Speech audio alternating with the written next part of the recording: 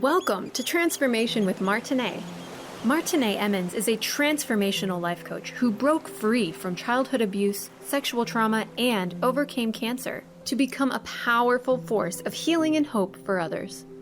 Martine describes traumatic events as fierce emotional tsunamis. They can leave impending doom and destructive tidal waves of emotions that hit you when you least expect it. Martine helps her clients dive into the depths of their trauma and pain as she stands fiercely advocating for them to shine a light on those experiences and find the lesson in the pain. She serves as a beacon of hope that guides you to see the strength, lessons, and purpose that can be born from the pain. You can feel alive with purpose again when you awaken your dormant strength, step into your power with a sense of peace, and discover a new wave of hope with the right tools and support. Martine and her guests are here shining their lights today through empowering stories of hardship and transformation to inspire you to find hope and to see that there is a beautiful blue ocean of serenity, happiness, and fulfillment in your future. Transformation with Martine starts now.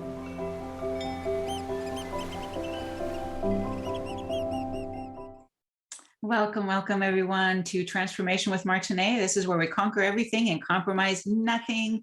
And this is my favorite day. Fridays are so awesome because I get to interview wonderful, awesome people that have overcome things. And for those of you who don't know, that my show is about the human spirit and resilience that we all have, especially those of us that have been through trauma, adversity, having to overcome huge challenges.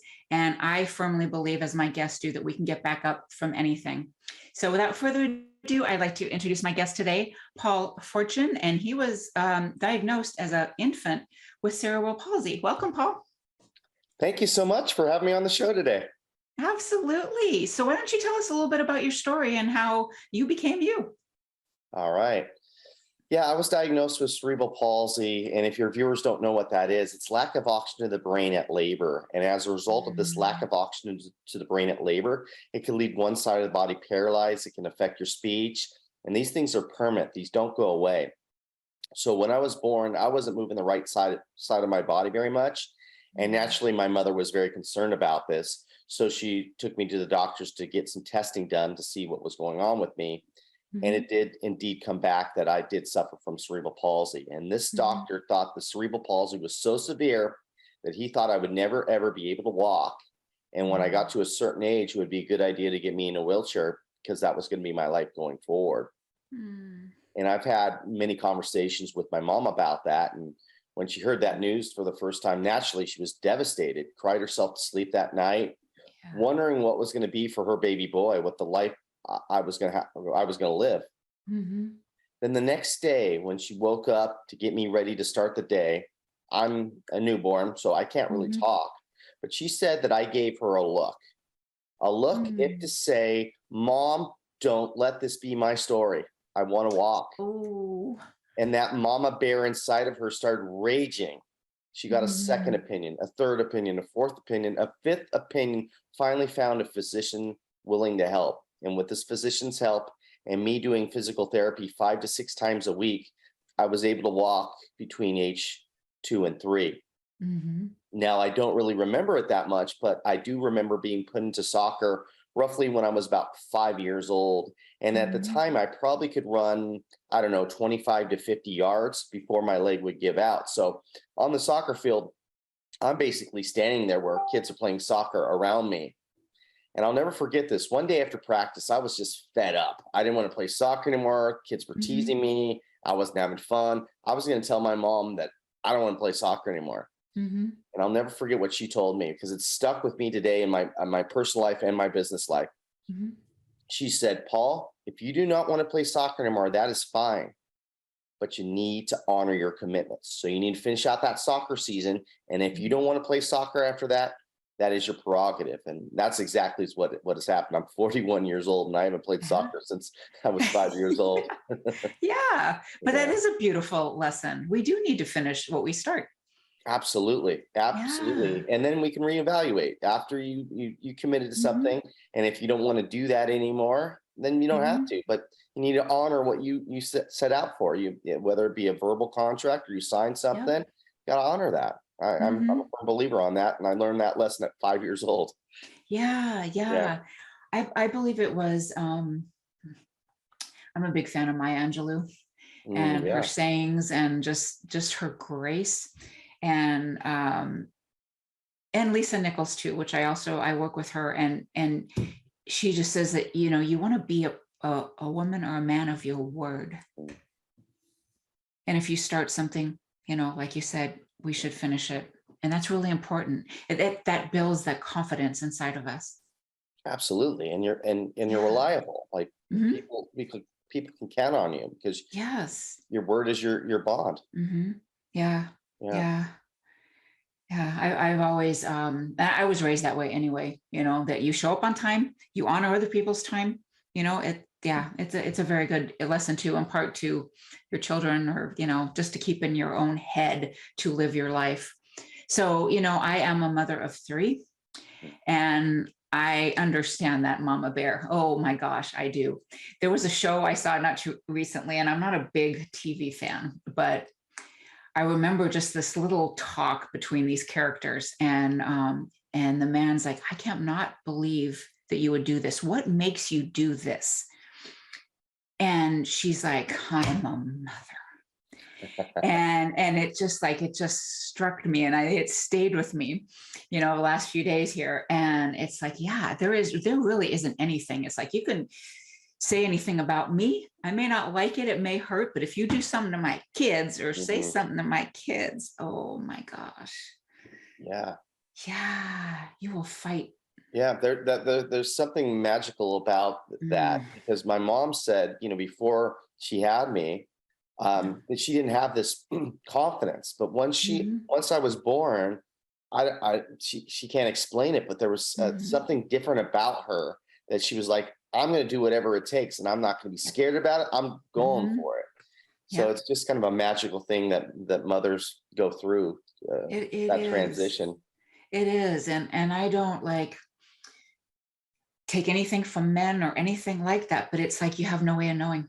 You just don't of what because women, you carry that baby, and there's just this fierceness that it's hard to explain unless you're a little bit more have a mom like yours that's just I haven't had to fight like that. My kids have been pretty healthy. I'm lucky. So that's big. So as your life started to progress after soccer, what did you do? What did you do to make your own self strong and healthy? So I got a big break right after that soccer season. I got surgery on my right foot to tighten up the tendon to give me a little bit more spring in my step. And this was a huge game changer for me. I didn't know how big it was until I switched schools around this time. So my first day of PE, we did our stretches, and the teacher says, okay, guys, run a lap. And I'm thinking to myself, here we go again. I'm going to run 25 to 50 yards. I'm going to have to stop. These kids are going to see that, and they're going to start to tease me again. But because of the surgery, it was different. I was able to go past that point where I normally have to stop. And I remember saying to myself, come on, Paul, you got this, buddy. Keep going, keep going. And I finished the lap with the other kids. On the outside, I kept it cool, but on the inside, I was like, yes, yes, yes. The first time in my young life where I just fit in, I didn't stand out. It was a great feeling. And because of the surgery, things did get easier for me, but I wouldn't consider them easy. My parents got divorced roughly when I was about 12 or 13 years old. So I had to switch schools at that time. And that's a tough age to switch schools at. Kids are going through hormonal changes. They're becoming teenagers. And most of these kids have been going to school with each other for years and years, and they've already formed their cliques. So it's just hard just being a new kid alone and breaking into that situation. But I'm a new kid who walks with a little bit of a limp and holds his right arm differently. So it was even tougher for me. I was bullied, teased quite a bit. And I came from this silly old school mentality where you didn't tattle, you didn't squeal. So I kept all this emotion inside of me, bottling it up, which was not a good thing to do. Right. And while I was going through this, I was raised Catholic. So my mom wanted me to go to Catholic high school. So I had to take an assessment test to see where they were going to place me when I got to high school. Well, I must have bombed the test, because when I met with the principal and my mom, the principal tells the both of us that she's going to put me at the lowest level possible. And because of my test scores, I don't seem like I'm going to be college material after one test. This principal says this to us. So now I think I'm stupid. I'm going back to a school that I'm getting bullied and teased at. I'm crying myself to sleep most nights. Why do I have to go through this? Why can't I just be like every other kid? I don't know what came over me, but the start of 8th grade, the year before high school, I was sick and tired of feeling angry and sad all the time. I knew deep down those weren't my go-to emotions, but because of the environment I was in, those were the emotions that were coming up most of the time. So I thought, what if I focused in on like a goal or something, and that would help me ignore the noise that was going on outside of that with, the kids bullying and teasing me and people telling me I'm not college material. Right. So I thought, what could that goal be? And at the time I loved baseball. So I made a goal for myself to try to make my varsity baseball team when I got to high school. So I started enrolling in fall ball, winter ball, spring ball. And if I wasn't doing that, I was throwing a tennis ball against the wall. Yeah. And I remember a coach coming to me after practice one day and says, Paul, you play a lot of baseball. Do you have any goals with that? And I didn't want to tell him my goal was to make my varsity baseball team, because I didn't want to laugh at him to laugh at me. Gotcha. But he was persistent. He kept asking me that question. And he caught me at a weak moment one day, and I blurted out, I want to make my varsity baseball team in high school. And I'm bracing myself for him to laugh at me and tell me that's not going to happen. But he didn't. He paused for a second and he said, that's doable. I'm like, what? It's doable? He goes, yeah, it is doable, but you have to have other people keep you accountable for this goal. And I'm like, what do you mean by that? He goes, after practice tomorrow, you're going to go in front of the team and you're going to tell the team that's your goal. And I'm like, no, please. I don't want to tell the team that. They just finally accepted me. They stopped making fun of me. If I tell them that, they're going to start making fun of me again. I'm giving them fuel. And he's like, Paul, the only way you're going to make this goal is other people need to keep you accountable for it. So you need to do it. So reluctantly, I did it. I went in front of the team. I was shaking, and I told the team my goal. And again, I was bracing myself for them to laugh at me, but they didn't. They clapped and cheered for me. And the great thing about this, I know this now. I didn't know this when I was going through this, but I started sending a different energy out towards these kids. I started gaining more confidence in myself, my shoulders back, my head up. And as a result of this new energy I was sending out to these kids, they sent a new energy back towards me. Instead of bullying and teasing me, they started rooting for me. And that was the win. But the cherry on top of the whole thing was I was able to make my varsity baseball team as a junior and a senior, and they poured the Gatorade on me, and I felt so alive. I felt so good about myself. That's so cool. Yeah. That's so cool. And I can like feel all that, because I was picked on for, not obviously for something like that, but whether it was glasses or being a little chunky or whatever it was, I was picked on, plus being like the most shyest person on the planet. It may not seem that way now, but I was just so tried to stay hidden as much as I possibly could. So I really feel that. And I imagine so many people in the audience feel that too. It's so hard growing up, let alone having a little bit more difficult challenges. But I commend you. That's wonderful, beautiful, and what an awesome coach. Yeah. Oh yeah. Right? Yeah. I lost touch with him, but he was a big part of that journey for me at the time. Yeah, it reminds me actually of Les Brown. Are you familiar with him? I am. Yeah, he had a teacher. He was made fun of. He had a twin, as you probably know, and one was smart and he was not so smart one. And a teacher told him to go up on the board and figure out a problem. And he said, "No, I can't. I'm the dumb twin." And he goes, "Oh, you get up there and you do it. Don't you let anybody tell you that." And we need more people like that, like us in our coaching world, right? We need 100%. People like us. Yes. 100%. Yeah. It just takes one person and it can change your life. Yep. It's huge thing. Yeah. And have somebody, even if you don't quite believe in yourself right now, if someone else does, that helps you borrow their belief in you. Absolutely. Right. Yeah. That was good. Right. So I don't know if you want me to continue on a little bit, or we are going to take a brief break, but we will come right back. All right. Thank you everyone for listening.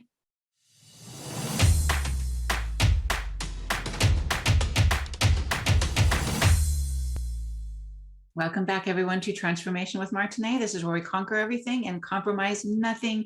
My guest today, Paul Forchione, has been talking about cerebral palsy and his journey of, well, his life of starting out with it and how he's overcome. So, Paul, we left off basically with making the varsity team. Mm-hmm. And what else? What happened next? So I really started to think about that goal that I set for myself. When I first made that goal of making the varsity baseball team, I thought it was near impossible. I wasn't going to do it. It was just some way to kind of ignore the noise that I was feeling. But I was able to accomplish it. So I started to think about what that principal said to me years earlier as well about not being college material. See, all through high school, I pretty much mailed it in. I just did enough to stay eligible to play baseball. Because in the back of my head, I was like, what's the point? I'm not college material. Let's not waste any time. Just do enough to get by and move on with yourself. So my grades weren't that great in high school.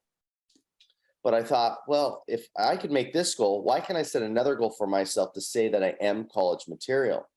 So I enrolled into a junior college because that was the only place that would accept me at the time.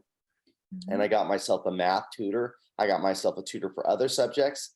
And I went to the math lab, and I did this pretty much 5 days a week. And with all this hard work, I took that barely a 2.0, probably lower than a 2.0, all the way to a 3.5, where I was able to transfer to a 4-year university and become college material and graduate. And I so wanted to go back to that principal and say, see, you were wrong. I was college material. But, I thought about it. I go, I should probably thank this principal because I heard her voice playing in my head over and over again in college. And my next thought was, I'll show you I am college material. There you go. So I hit the books hard because of that. So I just forgive and I move on. So now I'm 22, 23 years old. I have no life experience. I have no idea what the heck I want to do with my life. Right. So I had a family friend who was a CEO of a small bank. And he said, hey, Paul, we're looking for loan officers. I could hire you. You want to give it a try? And I'm like, I got nothing going on. Let's do it. So he hires me. I'm excited. My first real job. But when I got in, no one wants to talk to me. I'm sitting alone at lunch and it just was a bad situation. And I'm like, I haven't felt this way since middle school. Like, what is going on? And I quickly realized what the issue was. Everybody knew I was hired by the CEO. So it wasn't because of my talents, it's because of who I knew. So what they were going to do is they were going to chew me up and spit me out because I didn't belong there. So I was determined to change that. So I dug in. I didn't complain about the workload. I had a great attitude. And from afar, I was observing what top loan officers did in the company because they didn't want to talk to me at the time. And I'll never forget my first day of wanting to go out in the field and get loans for the first time. I got my rate sheets. I'm going to go out there and do it.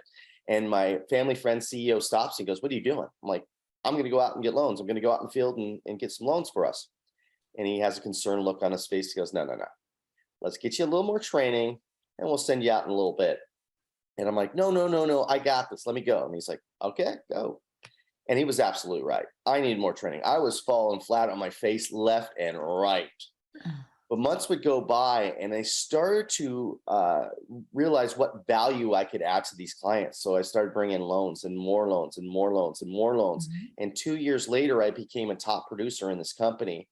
And the people that when I first got there didn't want to talk to me are now coming to me with questions on how I was able to turn it around at such a fast clip. And I learned a big lesson from this, from a professional and personal standpoint, that don't judge somebody by somebody else's opinion about them.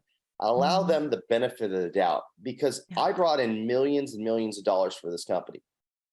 And there was days when I first started working there, when I wasn't getting good treatment, that I wanted to quit, but I pushed through it. But what if I did quit? The company would have missed out on millions and millions of dollars, all because there was people in there that didn't want to give me the benefit of doubt. They were just going off of somebody else's opinion that wasn't even true about me. So I learned a lesson early on when people in my personal life or my professional life, somebody says something negative about somebody, before me even really getting to know them, I just take that as a grain of salt. and I give them the benefit of the doubt, because you just never know. People surprise you in beautiful ways. So, Oh, I agree. yeah. I really agree. There's actually a program I got into recently, just like, probably like, you're probably like me, you're always learning, right? Yeah. Oh, And yeah. improving your skills. And I got into this program, and I remember one of my colleagues saying, stay clear of so-and-so. And, didn't go into a lot of details, but you're not going to like her. And I know I started like forming this opinion, and I'm like, no, wait a minute. I don't know. Yes, I respect her, but I don't know this person. And I thought, you know what? I'm going in with not knowing any information, and it turned to be a really good connection. Awesome. I think that's really like something like we have to make our own opinions, our own judgments, our own everything, without being told something like so-and-so isn't so good. Well, maybe you didn't get along doesn't mean I won't. Absolutely. I could have ruined something by taking that on, and I'm glad I didn't. Yeah, you never know. You might have changed that person's life in some way because you gave that person the benefit of the doubt. Yeah, I think that's how we have to look at those kind of things. That, we're all so different. Yeah. So yeah. So anyway, I'm in this, and I'm really loving in the mortgage industry. I thought this was going to be my life's work, and I was living for Mondays. I was like, I can't wait for Mondays. I know that sounds silly, but I was living for it. I loved it. I loved it. Yeah. And then 2008, 2009 hit, and the economy just tanked it. And the whole company, the whole bank went belly up. So I had to get another job in the mortgage industry, and that company went belly up. And this happened 3 or 4 times. And in this process, I started to really lose the luster of the mortgage industry. I didn't have that feeling of living for Mondays anymore. I was living Fridays. I was living Friday, Saturday, Sunday, and then I would have the Monday blues, which happens Sunday evening, worried about all the stresses about Monday, and that was just not a great way to live. But I'll never forget, one of my last places I was at, they brought in this motivational speaker to pump us up, to get the sales numbers up. Yeah. And the guy blew me away. The guy was so good. So after the presentation, I went up to him, and I told him how great of a job he did. And he allowed me to pick his brain a little bit. And he told me he started as like a life coach. I'm like, what the heck is a life coach? And he explained that to me. And I'm like, man, maybe that's what I want to do. So on the off time of doing the mortgage stuff, I was getting my coaching certificate. And I started telling people, I want to start getting into this life coaching thing. And people are humoring me, going, okay, Paul, go ahead and save the world. But before you do that, get a few loans in the pipeline, will you? And so that was going on. But then things got serious. I started my website. I started posting stuff on my social media. And the legal team came to me and goes, what are you doing? And I was very, very transparent. I said, this is my full-time job in the mortgage industry, and I'm going to do this part-time thing, coaching. And they're like, this could be a conflict of interest. We're going to have to get back to you on this. And I'm thinking, oh, that doesn't sound good. And they came back with this 5-page report of what I couldn't say. And I looked at this report, and I was like, there's no way I'm going to make any traction in the coaching world if I follow this to the T. So I made the decision. So for a year, I didn't do any coaching. I just focused in on the mortgage stuff, paid down all my debts. And a year later, I made the leap of faith, and I quit. And people are looking at me like, you are crazy. Why are you quitting? You're a mortgage loan officer. You just made President's Club. You're good at what you do. This life coaching thing is pie in the sky nonsense. And I go, maybe so, but I got to give it a go. And they're like, okay, you'll be back. And for a while, I thought they were right. I thought I wasn't going to make it, because I wasn't getting any coaching clients. I wasn't getting any speaking gigs. I was getting nothing. And I did some soul searching. And I thought about this. How do I expect people to be vulnerable with me if I'm not vulnerable with them? See, the story I told you about having cerebral palsy? I wanted to bury that story. I didn't want to tell anybody that story, because all through growing up, all I wanted to do was fit in. I didn't want any special treatment. I just wanted to be treated like everybody else. So just the thought of bringing that up, I would be near in tears talking about it. But I thought the only way this is going to happen is if I really really tell my story. So at first it was real shaky, very emotional about it. I went on podcasts. I told anybody that would listen to me, I told my story. And I told it over and over again. And I got more confident about it. I'll never forget my first client ever said, Paul, I don't have cerebral palsy, but I have X, Y, and Z, and I'll be honored if I could hire you. And we just been building there with coaching clients and speaking engagements. And it's all about now taking back your pen and writing the story that you want for yourself, not for anybody else, but for yourself. Because all through my life, people wanted to take the pen from me and write how my story should go. And all through my life, I said, no, I'm going to write it the way I want to write it. I love that. Yeah. That is awesome. Yeah. That is awesome. Yeah. It is scary to share your story. I know that. I've been through a lot myself. And one of my master coaches told me that, a long time ago, that who are you not to share your story? That story can save someone else. Yeah. And it's your responsibility to share it. And because you never know, just like a person could be so down or so frustrated, so depressed, and they may get something from you telling your story. Yeah. That gives them hope. That's why I do this show. That's why I am a life coach myself. That's why I do this work, because we need each other. And when we share stories like this, we connect. And that's so important, especially in today's world, right? Yeah. So we're going to take a break, and then we will continue more good conversation. Thank you, everyone.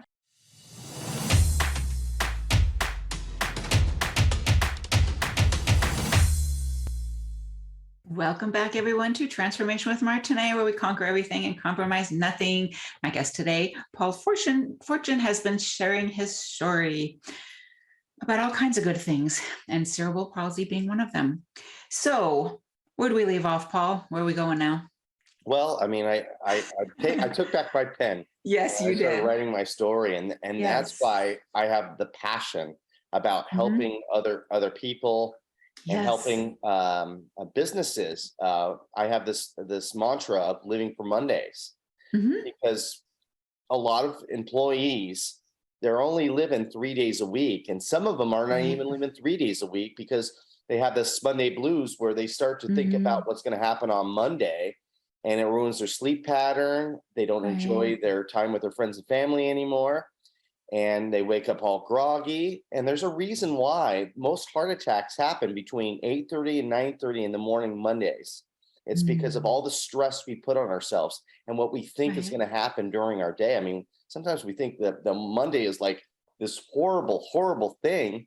And then you get in your day, and then Monday afternoon will happen. And you go, oh, it wasn't as bad as I thought it was going to be, but you ruined your Sunday evening thinking about it. And I want to change that thinking. I mean, there's this great resignation going on where people are starting to take stock in their lives of what's truly important.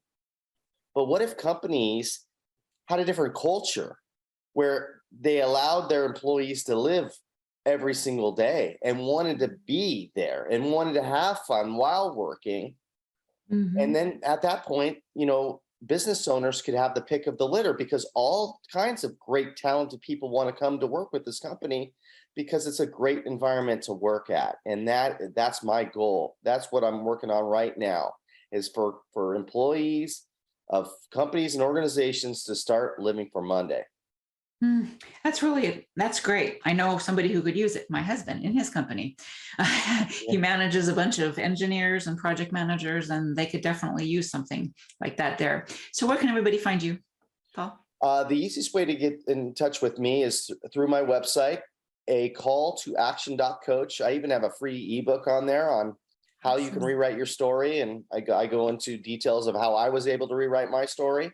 And I have a Facebook group called Rewrite Your Story. And it's a great Facebook group because we meet up virtually once a month, and we allow space for everybody to share what's going on in their lives, to tell their stories a little bit. And we're there to not judge, only support. So you have that free space that you can tell things to us too. And we're just there to lift you up. And it's been a great thing, and people join it from all over the world. So we've been having fun with that. That's really great. That's awesome. So how are you talking to people and companies? Do you go in like, I want to help, How do you approach companies? What is your method, and what do you bring? Do you go in and speak? So Okay. so I do workshops or talks Mhm. depending on what they want to do, and I have Mhm. different. I've actually got a booklet right here. I'm doing one next Wednesday Okay. here, living for Mondays Awesome. here, and I have a pen that I give out too with Mhm. my information on there because I'm all about taking back your story. So how I Mhm. got into it was I just started going to different Chamber of Commerce events. Mhm. I Yeah. started a podcast called "It's a Long Beach Thing," where I am Mhm. in Southern California, and I Right. interview entrepreneurs and business owners or people in the business space. Mhm. So just by connecting with people, it's the greatest thing about networking. I learned this early on, especially in the mortgage space. Don't go into networking events just looking to pass your card and thinking you're going to get business right then and there. It's Mhm. about connecting with people because what happens is I normally don't get business directly from it, but I get a lot of business indirectly from it because I build Mhm. these relationships and then somebody will go, have that need and go, I know somebody that does exactly that. Let me get you in touch with Paul, and that's what's been great. And then, you know what? I just try to blow the lid off the thing. So when I do the speech, that people are like, "Wow, that was awesome." Mhm. I don't know what the name of the movie was, but there was a movie with Dennis Quaid with Jerry Lee Lewis, and there Mhm. was a scene that's always stuck in my head. He was uh, he was upset because another headliner was gonna be the headliner, and he had to open the show. And he's like, "I should be the headliner. I shouldn't have to open the show." And they said, "Well, you're gonna have to do it. You're gonna have to open the show." And he said, "Okay, I'll do that." And then the last set, he played "Great Balls of Fire," and he was playing his heart out, and he lit the piano on fire, and everybody's cheering, and people had to go and extinguish the piano. And he walks past the guy that was going to be the headliner and go on and goes, "Top that." And that's the idea of what I'm doing. I'm kicking off a employee appreciation day, and I want to Mhm. just blow the lid off it so the next person up there is like, oh man, I don't know if I want to follow that. Uh-huh. Yeah, There you go. yeah, That's great. yeah. That's great. So, like, was there something that I know, like, probably in your entrepreneurial journey, your client has probably changed as hmm you evolve, your clients change and everything. Where did you start out, and is this where you want to be? Just corporations now? Like, what did you start? I started out a lot of people with limitations, physical Mm-hmm. limitations, maybe cerebral Mm-hmm. palsy or Mm-hmm. different limitations. I had a client once before who was in a bad accident. He Mm-hmm. was paralyzed from the waist down, Mm-hmm. which is a hard thing because I was born with cerebral palsy, so I've lived this life my whole life. I don't know anything different. This Mm-hmm. person did know a different life. Right. So he really struggled with the thought of never being able to walk. Mm-hmm. And so I was doing a lot of that, which is very, very rewarding. Mm-hmm. But I had this realization because when I was getting into the space and I started to get clients, I wanted to have a goal for myself to have 5 clients a day. Mm-hmm. And so I was gaining a lot of clients, and then I had to do a set where I had to do, I think it was 4 clients in a day. And it was emotionally draining on me, because we go deep, and I'm a human being, so I feel Mm-hmm. for some of these people. So Yep. I thought to myself, there's no way I could do 5 a day, 5 days a Mm-hmm. week. There's no way I could do it. Right. My I emotionally wouldn't be able to handle it. Yep. So I thought, and I loved, in the mortgage space, I always did public speaking events, talking with realtors and everything like that. I'm like, I think I want to transition a little bit and start doing, stuff for companies and organizations, starting living for Yeah. Mondays, and it's really caught on with me, and it's so much easy. Believe it or not, it's almost easier getting clientele through companies than it is individually, because when you're talking with a company and you give them your price, Mhm. it's either in the budget or it's not. So it's pretty black and white. They're going to hire you or not. Where when you talk with an individual that has different budgets and stuff like that, it's a different space. No, don't get me wrong. I'll never stop coaching one-on-one because I love it. I love it. Yeah. But this new space is great. Well, it's not really new anymore. I've been doing it a couple of years, but I call it new because I'm back into the in-person stuff, because when I was doing some of the talks I was doing for the last 2 years, it was all through Zoom, which is cool because I could reach, audiences from all over the world. Sure. But nothing's better than getting in and doing a live event and feeling that energy. And so I'm back into that now. That's awesome. That's awesome. And I get what you're saying, because my clients started out basically as, people who have overcome trauma, adversity, that kind of thing. And it still is, but people on the other side of, they're now like, okay, I have found the blessings and the lessons, and yes, let's start rewriting those pages. Yeah. Those are my people. But it's also like being in that space so often is very heart-wrenching. I'm definitely a very feeling person, and I can find myself in there, very empathic. So I also have a virtual executive assistant business as well. I was a paralegal in the corporate world. Okay. So I do both. And I feel like that's a good balance for me to have two businesses. Yeah. That's a lucrative business right now, that virtual assistants. Yeah, it was all stuff I was doing in corporate jobs, law offices, and everything, but now I just do it from home. Yeah, so great. And you can help people all over the world now. All over, and especially, actually all that I work for now, they're all coaches or therapists, one or the other. Oh, that's cool. Yeah. Because you stay in the space. I stay in the space and I learn, different techniques, different things, because they're all dynamic. So it's just really cool. I like it. So the diversity is good. So we're going to take a break in a moment again as well. But what would you, if this is a fun question I ask once in a while, if you were to meet somebody just in a coffee shop, or maybe you're walking on the beach and somebody just walks up to you for some reason, man, I need to make some changes in my life. What do you suggest? In that situation, I would ask that person, what lights you up? What excites you? What are the things that you do that excite you? And list them out. Write it down. Put it in your phone. Write it on a piece of paper. And don't judge yourself. Just keep writing things that you like to do. Yeah. And then maybe, a few weeks go by, get that list. Circle the things that really get you excited. And go out and pursue those things. Because the thing is that we need as human beings is we have to have a purpose. We got to have a purpose in life. And if you don't have a purpose, that's okay. Your purpose right now could be finding your purpose. And that's a purpose right there. There you go. The easiest way to start with that is don't judge yourself and write out things that you like to do and circle the ones that really light you up and see if it's a passion for you. I love that. And when we get back from a break, I would like to discuss the person that may be overwhelmed, has a lot of, because this just came up for me, so I want to pick your brain.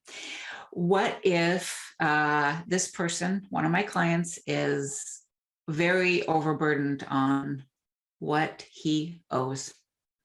And how am I going to get out of this? Oh, I would love to be doing all these things, but how am I going to get out of this? We'll be right back, everyone.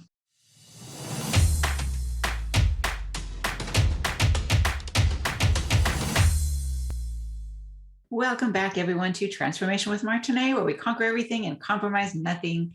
My guest today has been Paul Forchione, and he's been talking about his life with cerebral palsy and all the adventures and goals and all the good stuff that he's done. So, Paul, before we left, we had talked about if someone approached you and just like was vulnerable and just asked, what can I do to make my life better? And you were saying to make a list of all the things that you want to do. So what if this person, and I have a client recently that mentioned the same thing, but he is very overburdened with too much debt. So what would you give advice to someone who is in the same kind of predicament that he has a whole list of things he wants to do, but how does he get there? Well, if somebody's overwhelmed and overbearing, whether it be debt or just poor relationships or what have you, start focusing on what is going right in your life right now. What gratitude do you have? I think that is huge. Yeah.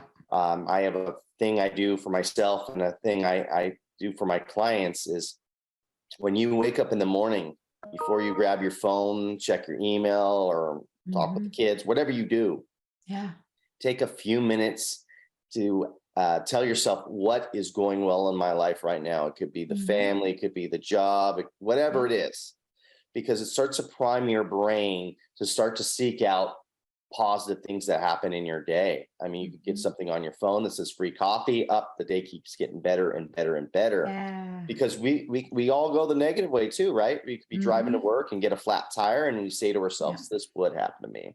Bad things like this would happen to me. And I would say to that individual is, because you're looking for it. How often do you buy a car and all of a sudden you're driving that car all over the city and you see that same car that you just bought? You didn't see it before you bought the car, but you see it now. It's the same thing with your positive and negative mindset. So if you start to prime your brain to start to look at more positive things will start to flow your way. And I think that's the first thing that you do when you're overwhelmed.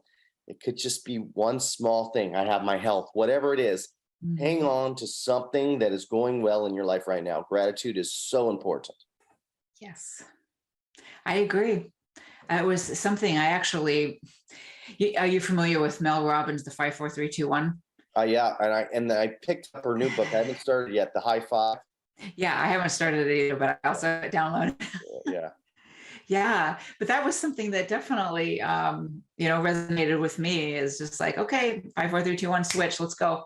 And just start the day off. I haven't in the last several years, and I teach all my clients this as well.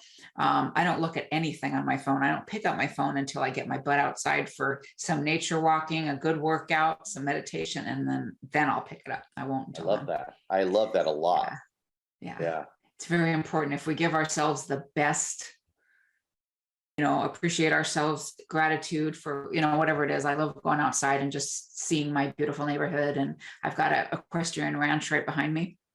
So just walking by the horses every day and just, filling myself, and then come back. It's like, okay, I can handle everything now.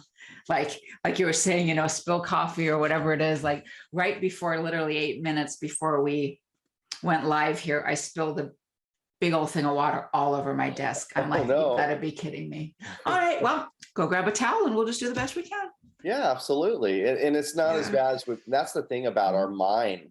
We go down this rabbit hole, right? Of things we think what's going to happen. And in reality, a lot of times it's so much different, but we give that space to our mind. And that's why, and our mind's just trying to help us, I was talking about, I was talking about, how people think about Monday mornings and all the stresses. Your mind just doesn't want you to forget anything and wants you to have a good transition Monday. And that's why it's so important to write it down, put it on a piece of paper or put it in your phone, because then your mind can say, oh, okay, I can rest, because if I forget anything, I can refer to my list that I made already. And so I think that is what we can look at. And we also need to look at stress in a different way. Sometimes we need to look at stress as somebody believes in us. Somebody's putting us in this position because they believe that we can get it done. If we have that kind of mindset, we can look at things differently, and that stress might not overwhelm you as much as if you look at it, well, I got a team behind me that believes that I can get it done, whether it be in your personal life or whether it be in your business. Yeah, that's a very good point. Yeah. Especially for people in the corporate world. Yeah. But we can get it done. And I know that's really important what you're saying too, about just writing something down, putting it down in your phone, because I know sometimes, like right before I'm going to bed, I'll get this thought, and it's like, you know what, I got to go write this down because my mind's going to spin for the night. Like, you're going to forget. Yeah. So it's good to just leave the bedroom, go write it down, or whatever the case, and get it out. So where can everybody find you again before we? Yes. So the easiest way is through my website, call to action.coach, Or like I said before, my Facebook group, Rewrite Your Story. You can get in touch with me. I'm old school that way. I have my contact on there. You call me, whatever. I think I got that from Gary Vee. He's like, I thought that was cool that, he just puts his phone number on there. And I'll put my phone number on there too. Now, in the mortgage space too, I did that too. So I really don't care about people calling me. Call me, whatever. Yeah. If I'm busy, I won't answer my phone. You know what I mean? So just leave a message. Leave a message. But most time now, people either text or email me. So yeah. I never mind that either. Yeah. So what words of wisdom would you like to impart on us in the last few minutes? Well, we talked about this in the beginning, but I want to bring back this. You were talking about moms, and they're the most selfless people on earth, because like we talk about, they do everything for their kids and they want their kids to be, taken care of. But they do it to the detriment sometimes of themselves and their health. So I want to talk to moms and say, you know what? Give yourself that time. Give yourself that moment to get that massage or do something for yourself. And it's not being selfish. It's necessary, because if you are not right, if you are not healthy, whether it be in your mind or whether it be physically, how do you expect to help your kids or your family? So take that time to give yourself that grace and do what you need to do to feel good about yourself. It's that message about putting on your oxygen mask on first before you assist anybody else. And that's the same thing. That's the hardest thing for moms to do, is that giving up that power of helping somebody else. It's okay to help yourself first. Absolutely. Just like one of my mentors says, you need to fill your cup to overflowing before you can really help anybody else. And once your cup is full, you're more than ready to help. Yeah, absolutely. I believe in that. Yeah. And then another thing is, if you really believe in yourself wholeheartedly, that is the secret sauce. Because when you go for you set goals for yourself, there's going to be challenges that come your way, right? And if you believe in yourself and you believe in that goal, when you hit a challenge, you're going to be like, well, okay, let me stop for a second. Let me examine this. But I believe in myself and I want this goal so bad, I'm going to find a way over this challenge. Yes. Because if you don't believe in yourself and you set a goal and you hit a challenge, you start to come up with excuses. Oh, maybe I don't want to do this. This is too hard or whatever. So the first thing that we need to do is we need to build that foundation of ourselves, that self-esteem. And once we build up our self-esteem, then that's when we can conquer our goals and our dreams and such. Absolutely. I 100% agree. We have to be right first before we can accomplish those goals or help anyone else. Yeah. So thank you so very much. I am honored to have you on my show today, and it's been a great conversation. Thank you. I loved it. I had so much fun. Thank you. I'm so glad. So I'm sure we'll talk soon. I hope you keep in touch. And thank you everyone so much for watching. We'll see you back here 1 p.m. Eastern on next Friday and 10 a.m. Pacific. And I hope all of you have a wonderful day, and we'll see you soon. Thank you so much. Thank you for listening to Transformation with Martine. Did listening today spark a sense of hope and possibility? Hold on to this feeling and tune in every second and fourth Friday at 10 a.m. Pacific for more inspiring conversations with Martine and her guests. They will show you there is hope, and you are right where you need to be.